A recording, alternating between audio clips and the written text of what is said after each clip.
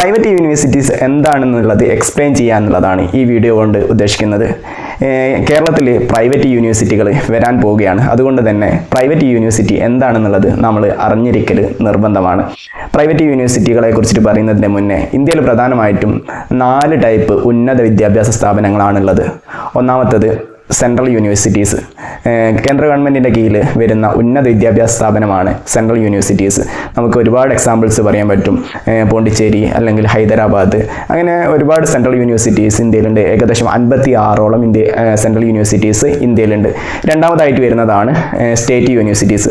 State universities ഓരോരോ different ആയിട്ടുള്ള state സർക്കാരിൻ്റെ കീഴിൽ വരുന്ന യൂണിവേഴ്സിറ്റീസാണ് സ്റ്റേറ്റ് യൂണിവേഴ്സിറ്റീസ്.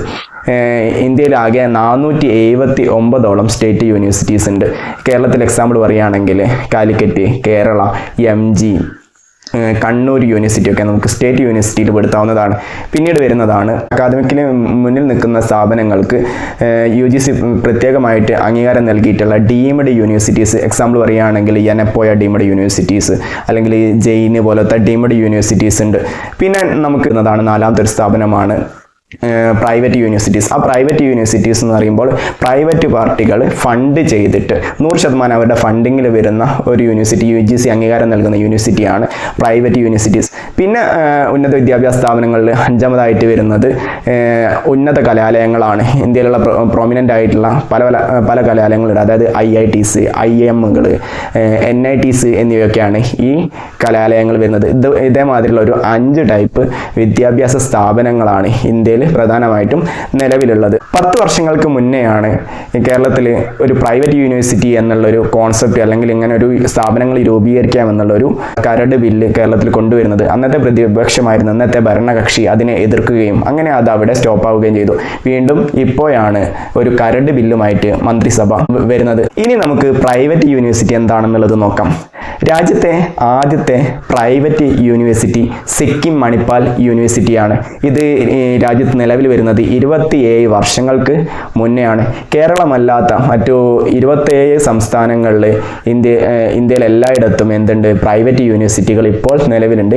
ഇന്ത്യയിലെ പ്രധാനപ്പെട്ടിട്ടുള്ള പ്രൈവറ്റ് യൂണിവേഴ്സിറ്റികളാണ് Manipal academy, Symbiosis, Ashoka, OP Jindal, Amity, Lovely Professional, Christ, Azim Premji, Amrita Vidyapeetham, Vellore institute, Saveetha institute, Poornima university, SRM എന്നിവയാണ് ഇന്ത്യയിലെ പ്രധാനപ്പെട്ടിട്ടുള്ള പ്രൈവറ്റ് യൂണിവേഴ്സിറ്റികൾ. ഇന്ന് കേരളം നേരിടുന്ന ഏറ്റവും വലിയൊരു പ്രശ്നമാണ് വിദ്യാർത്ഥികളുടെ പുറത്തോട്ടുള്ള ഒഴുക്ക്. അതിന് പ്രധാന കാരണങ്ങളിലൊന്ന് ഇവിടെ മെച്ചപ്പെട്ടിട്ടുള്ള വിദ്യാഭ്യാസങ്ങളോ അല്ലെങ്കിൽ ആധുനികമായിട്ടുള്ള കോഴ്സുകളോ ഇല്ല എന്നുള്ളതാണ്.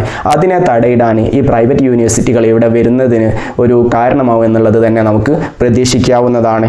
പ്രൈവറ്റ് യൂണിവേഴ്സിറ്റീസ് കൊടുക്കാമെന്ന് പറഞ്ഞപ്പോൾ തന്നെ അതിലേക്ക് റിലയൻസ് അല്ലെങ്കിൽ ജെയിൻ, അസീം പ്രേംജി അല്ലെങ്കിൽ മറ്റു പ്രമുഖമായിട്ടുള്ള ജിൻഡാൽ ഗ്രൂപ്പൊക്കെ ഇവിടേക്ക് പ്രൈവറ്റ് യൂണിവേഴ്സിറ്റി തുടങ്ങാമെന്നുള്ള അപേക്ഷയായിട്ട് വന്നത് അതിനൊരു ശുഭപ്രതീക്ഷയാണ് നൽകുന്നത്. ലോകത്തിലെ തന്നെ ഏറ്റവും വലിയ അല്ലെങ്കിൽ ഏറ്റവും ഉന്നതമായിട്ടുള്ള വിദ്യാഭ്യാസ സ്ഥാപനങ്ങളായിട്ടുള്ള ഓക്സ്ഫോർഡും സ്റ്റാൻഫോർഡും ഒക്കെ പ്രൈവറ്റ് യൂണിവേഴ്സിറ്റികളാണ്. പ്രൈവറ്റ് യൂണിവേഴ്സിറ്റികൾ കൊടുക്കുന്ന അത്ര നിലവാരം ഒരിക്കലും സ്റ്റേറ്റ് യൂണിവേഴ്സിറ്റികൾക്ക് കൊടുക്കാൻ പറ്റുന്നില്ല എന്നുള്ളതാണ് യാഥാർത്ഥ്യം. അതുകൊണ്ട് തന്നെ പ്രൈവറ്റ് യൂണിവേഴ്സിറ്റികൾ ഇവിടെ വരുന്നത് വലിയ മാറ്റങ്ങൾക്ക് വഴി തുറക്കുമെന്ന് നമുക്ക് പ്രതീക്ഷിക്കാവുന്നതാണ്. പ്രൈവറ്റ് യൂണിവേഴ്സിറ്റി എന്ന് പറയുമ്പോൾ UGCയുടെ അംഗീകാരത്തോടുകൂടി കേരള സർക്കാരിൻ്റെ അല്ലെങ്കിൽ സ്റ്റേറ്റ് സർക്കാരിൻ്റെ ഒരു ഫണ്ടും ഇല്ലാതെ 100% പ്രൈവറ്റ് മൂലധനത്തിൽ പ്രവർത്തിക്കുന്ന ഒരു സ്ഥാപനമായിരിക്കും.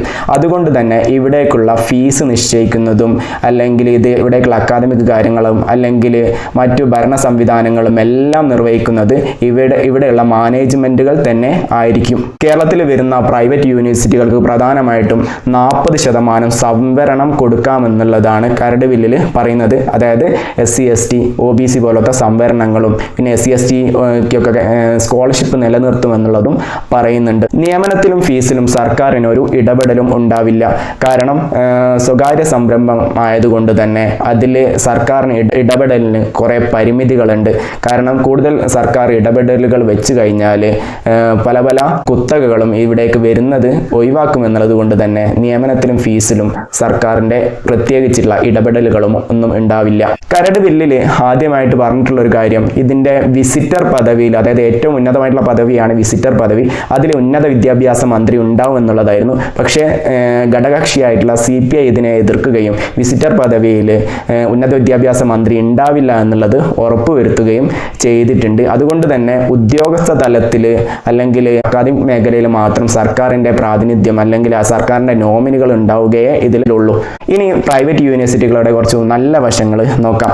പ്രൈവറ്റ് യൂണിവേഴ്സിറ്റികൾ ആധുനിക കോഴ്സുകൾ ഉണ്ടായിരിക്കും, മെച്ചപ്പെട്ട വിദ്യാഭ്യാസ സൗകര്യങ്ങൾ ഉണ്ടായിരിക്കും, സംരംഭകത്വം, ആർട്ടിഫിഷ്യൽ ഇന്റലിജൻസ്, ഡാറ്റാ സയൻസ് അധിഷ്ഠിതമായിട്ടുള്ള പാഠ്യപദ്ധതികളായിരിക്കും, ക്യാമ്പസ് റിക്രൂട്ട്മെന്റ് നന്നായിട്ട് നടക്കും, വ്യവസായ മേഖലക്ക് അധിഷ്ഠിതമായിട്ടുള്ള കോഴ്സുകളായിരിക്കും അവിടെ ഉണ്ടാവുക, വിദേശ സർവകലാശാലകളുമായിട്ട് സഹകരിച്ചിട്ടുള്ള കോഴ്സുകൾ ഉണ്ടായിരിക്കും, അവരുടെ സിലബസിലുള്ള സഹകരണങ്ങൾ ഉണ്ടായിരിക്കും, നിരന്തരമായിട്ടുള്ള മൂല്യനിർണ്ണയം ഉണ്ടായിരിക്കും, മനഃശാസ്ത്ര സമീപനങ്ങളിൽ കൂടിയുള്ള ക്ലാസ്സുകളായിരിക്കും, സമയബന്ധിതമായിട്ടുള്ള മൂല്യനിർണ്ണയവും, യൂണിവേഴ്സിറ്റികൾക്കിടയിൽ വിദ്യാർത്ഥികളെ ടിന്നിങ് സിസ്റ്റവും ഒക്കെ ഉണ്ടായിരിക്കും. പുതിയ രീതികളൊക്കെ തുറക്കാൻ ഈ പ്രൈവറ്റ് യൂണിവേഴ്സിറ്റികളെ കൊണ്ട് കഴിയും. അതുകൊണ്ട് തന്നെ കേരളത്തിലുള്ള വിദ്യാഭ്യാസം കൂടുതൽ ആധുനികവൽക്കരിക്കാൻ പ്രൈവറ്റ് യൂണിവേഴ്സിറ്റികളെ കൊണ്ട് കഴിയും.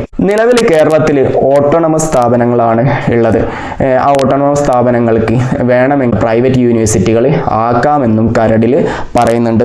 ഇപ്പോൾ നമ്മുടെ സംസ്ഥാനം നേരിടുന്ന പ്രധാന പ്രശ്നം സ്റ്റേറ്റ് യൂണിവേഴ്സിറ്റികൾ മാത്രമേ ഉള്ളൂ. അവിടെ അതിന് കീഴിൽ അഫിലിയേറ്റഡ് ആയിട്ടുള്ള കോളേജുകളിൽ കുട്ടികൾ വരുന്നില്ല, അല്ലെങ്കിൽ ആയിരക്കണക്കിന് സീറ്റുകൾ എഞ്ചിനീയറിംഗ് ആയാലും അല്ലെങ്കിൽ ആർട്സ് ആൻഡ് സയൻസ് കോളേജുകളായാലും ഒഴിഞ്ഞു കിടക്കുകയാണ്. ആ മേഖലയിലേക്കാണ്, ആ സ്കോപ്പിലേക്കാണ് പ്രൈവറ്റ് യൂണിവേഴ്സിറ്റികൾ വരുന്നത്. അതുകൊണ്ട് തന്നെ കൂടുതൽ നൂതനമായിട്ടുള്ള കോഴ്സുകൾ കൊടുത്തു കഴിഞ്ഞാൽ കൂടുതൽ വിദ്യാർത്ഥികൾ അതിലേക്ക് ഷിഫ്റ്റ് ചെയ്യാൻ കാരണമാവുകയും ഇപ്പോൾ ഉള്ള സ്റ്റേറ്റ് യൂണിവേഴ്സിറ്റികൾ അല്ലെങ്കിൽ മറ്റു സ്ഥാപനങ്ങളൊക്കെ കൂടുതൽ വിദ്യാഭ്യാസ നിലവാരം മെച്ചപ്പെടുത്താൻ കാരണമാവുകയും ചെയ്യും. കാരണം അല്ലെങ്കിൽ അവർക്ക് മാർക്കറ്റ് പിടിച്ചു നിൽക്കാൻ പറ്റാതെയാവുകയും അത് അവരുടെ മത്സരക്ഷമത ഉയർത്തുകയും ചെയ്യുമെന്നുള്ളത് തന്നെ നമുക്ക് പ്രതീക്ഷിക്കാവുന്നതാണ്. നിലവിലുള്ള സർവകലാശാലകളുടെ പ്രധാന പ്രശ്നങ്ങളാണ് ഉദ്യോഗസ്ഥ കാര്യക്ഷമതയില്ലായ്മ, അല്ലെങ്കിൽ കാലഹരണപ്പെട്ടിട്ടുള്ള പാഠ്യപദ്ധതി, അല്ലെങ്കിൽ ഫണ്ടിങ്ങിന്റെ ക്ഷാമം. ഇതിനൊക്കെ ഒരു പരിഹാരമായിരിക്കും ആധുനികമായിട്ടുള്ള ഇങ്ങനെയുള്ള സർവകലാശാലകൾ. ഇങ്ങനെയൊക്കെ ആണെങ്കിലും ഇതിന് ഒരുപാട് പ്രശ്നങ്ങളും നമുക്ക് പറയാവുന്നതാണ്. കാരണം ഇതിന് ഫീസിന് പ്രത്യേകിച്ച് സർക്കാരിനൊരു നിയന്ത്രണവും ഇല്ലാത്തത് കാരണം യൂണിവേഴ്സിറ്റികൾ നിശ്ചയിക്കുന്ന ഫീസിൽ വിദ്യാർത്ഥികൾ പഠിക്കേണ്ടി വരും. അത് സാധാരണക്കാരന് താങ്ങാത്ത രീതിയിലുള്ള ഫീസുകളൊക്കെ ആവാനും സാധ്യതയുണ്ട്. അതുകൊണ്ട് തന്നെ ഫീസിന്റെ കാര്യത്തിൽ സർക്കാർ ഒരു നിയന്ത്രണം കൊണ്ടുവരുന്നത് നല്ലതായിരിക്കുമെന്നുള്ളതാണ് ഈ മേഖലയിൽ ബന്ധപ്പെട്ടവർ പറയുന്ന ഒരു അഭിപ്രായം.